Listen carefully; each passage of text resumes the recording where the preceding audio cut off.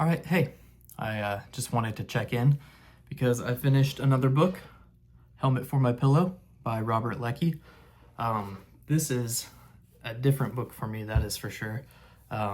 It's a nonfiction book about, written by this man here, Robert Leckie, about his time being drafted right after Pearl Harbor to the Marines, going into boot camp and being deployed to the Solomon Islands, off the coast of Australia to fight Japanese.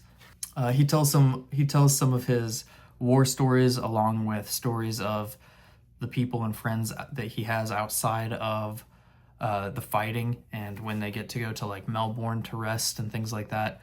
He talks about his experiences meeting with some of the women there and their differences. He speaks about his best friends, Chuckler, Runner, Hoosier. They're people that you really get to feel for by the end of the book because they all contribute to his life in such a meaningful way, you can tell. He also, it's funny because it's not just like the dark sadness of the war, but it's him kind of like fucking around and getting into some trouble, hiding from the MP, the military police, and running from them, getting some jail time actually, for a crime he probably should have done more time for, but because of his history, he only got 4 days of, it's called bread and water, I think is what it was, where that's all you're allowed.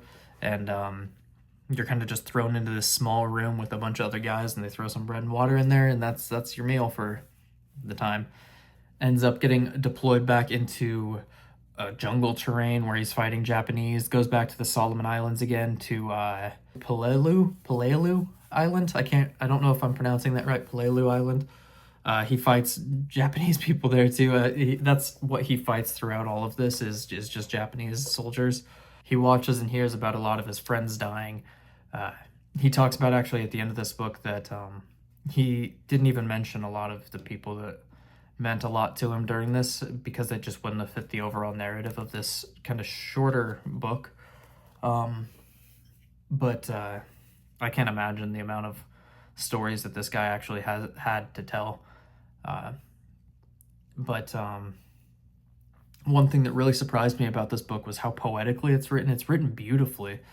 You really get a sense that he's an intelligent man who went and risked his life for our country, and it's really cool to just hear his stories, and it definitely has inspired me to pick up more books like this. And it's super interesting. It's a 4 out of 5 read for me. Very, very easy to pick up and read through. So there are some different like pictures and things like that in here too. I think there's a map at one point. I don't know. There's a few maps, and then I don't know. Oh, there's another guy there. But 4 out of 5. Highly recommend this. It was a great nonfiction book for me to read. First one of the year, and I'm sure I'm going to be picking up many more. But anyway, thanks y'all for watching, and thanks.